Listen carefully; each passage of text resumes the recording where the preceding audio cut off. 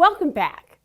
The results are in from the Community Health Needs Assessment. That is a survey conducted every 3 years by the Milwaukee Health Care Partnership in 6 southeastern Wisconsin counties. The results tell us what residents believe are the major health issues impacting our lives. The information that's collected serves as a roadmap to help hospitals and health departments develop strategies and programs to meet our health needs. In 2021, a focus was placed on racial and health equity. I had the opportunity to meet with leaders of one of the organizations conducting the survey, Froedtert Health, to learn what the top concerns are in our area, the impact of racial disparities in healthcare, and how Froedtert and the Medical College of Wisconsin are addressing these issues. We are here at Froedtert Hospital to learn more about the Community Health Needs Assessment and why the results are important to all of us.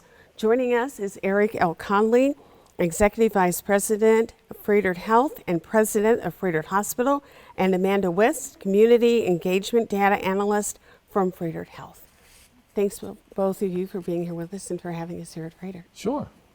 Eric, the Froedtert Health has had a leadership role in the Community Health Needs Assessment, a study that provides important information about Milwaukee County residents' top health issues and concerns. What is the assessment? So the assessment is taken throughout the community where questions are asked about what are the top needs that our community feels.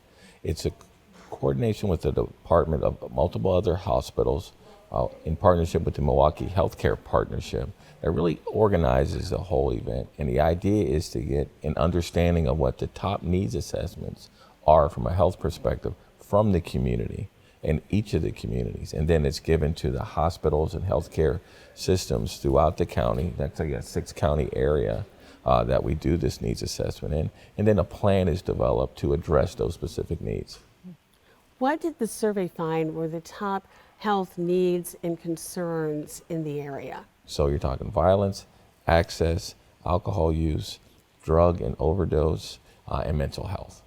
And those are all things we certainly have become familiar with, particularly over the past year with the stress and challenges that it puts on the community. Yeah, the COVID-19 epidemic really just exposed the current pandemic that was going on with mental health disease and the actual stressors. It just really exacerbated that whole access to mental health care that has just been rampant for years before COVID-19, but COVID-19 really just made it stand out that much more. Amanda, how is the Community Health Needs Assessment conducted? How do you get the information? Yeah, so the Community Health Needs Assessment was conducted and the data was conducted by collecting 3 different sources. The first one was through an online survey, and this is actually the first year that an online survey was conducted. Historically, we always have done a phone survey. So with this new format, we had over 8,000 individuals participate in that survey, which is a great response. The second source was through key stakeholder interviews and focus groups. So key leaders within the community participated in those one-on-one interviews, as well as multiple individuals participated in 4 focus groups. And really, we targeted individuals that served Milwaukee County residents, but specifically organizations that targeted structurally marginalized communities or had an expertise in public health. And then the third source was through a secondary data analysis, and 300 health indicators were looked at for that analysis, and those can all be found on healthcompassmilwaukee.org. So when we talk about 2021 and the ability that you had by doing this online survey, there was a focus placed on racial and health equity when you took a look at the data and also when you did the analysis.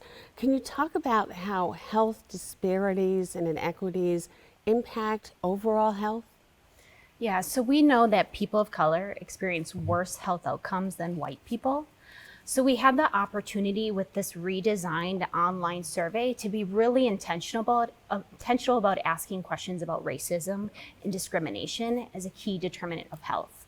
So with those responses, survey participants really indicated the historical gaps in wealth, as well as structural and system racism as a major reason why People of color have worse health outcomes than white people. Also, access to safe and affordable housing was identified by a lot of our key stakeholders as a key factor at improving or changing health among those vulnerable populations. What was also exposed, we talk more and more about this, the social determinants of health really kind of drive your health. Housing is absolutely one of those. And the whole racial component goes just from access as well. But even when you're getting care, there are oftentimes, it's been noted, and that's why we want to talk more and more about it, how information is communicated can tend to be a little different from for people of color and then for white people. So that's why we want to make sure we are constantly talking about racial equity in healthcare delivery. And people don't always think of racial equity as being an issue in healthcare. But it very much is, very much is. Like I said, it's just the access to care, understanding the social determinants that drive that type of healthcare. And even while you're in the midst of it, how we communicate with our patients of color versus our white patients can tend to be different. Sometimes there's these biases, unintentional biases, that we just want to make sure we are always talking about it, so we're making people aware. So oftentimes it's just unknown, it's just a subtlety, but that has an impact on healthcare, and that's where you get some of the racial disparities. Amanda, the CHNA identified 4 groups as having unique health needs. What are those groups, and why is prioritizing their health essential for improving the overall health of our community? Well, I first want to say we were lucky enough to be able to apply a health equity lens this time with this assessment to really identify those priority populations. So they were Black African Americans, Hispanic Latinos, children and youth, and then the elderly population.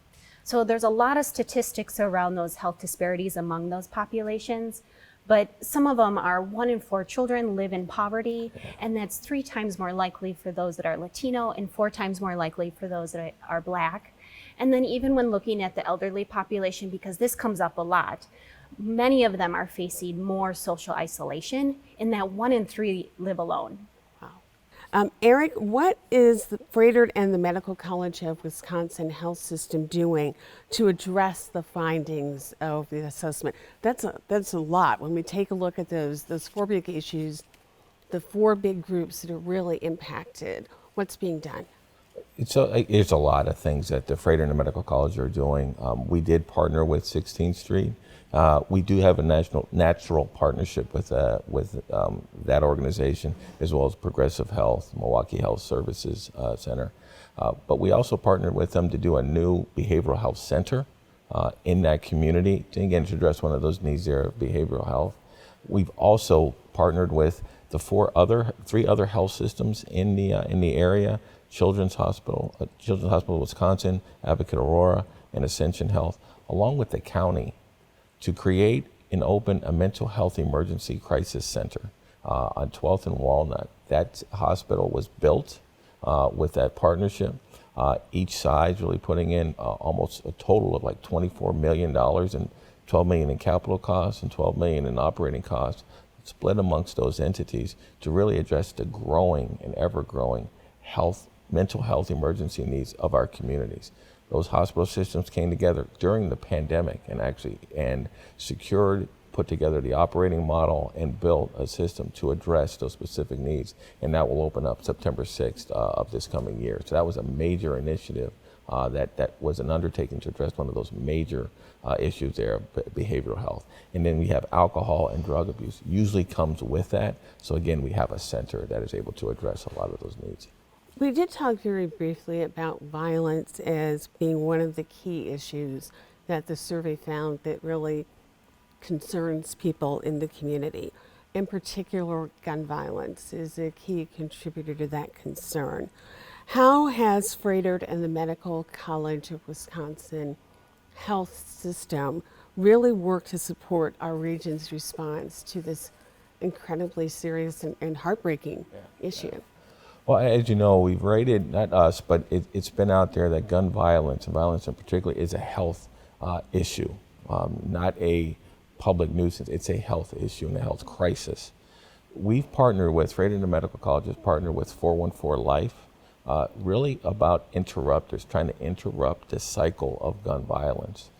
It was discovered many times through our trauma surgeons that we had young predominantly African-American males between the ages of 15 and 35 that were coming back into trauma that had multiple gunshot wounds from older cases.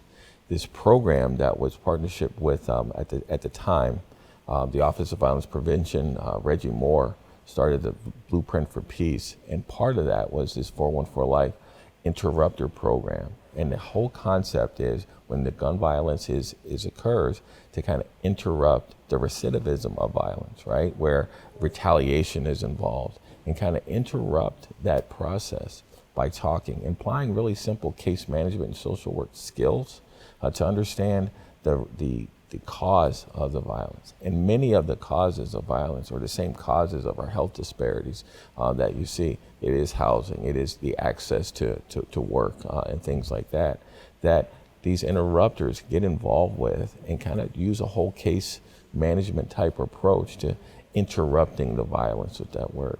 And it's been an amazing program. It's in and works with 20 other hospitals around the country. And in every community that these programs have been put in, you see the violence, the repeat violence go down.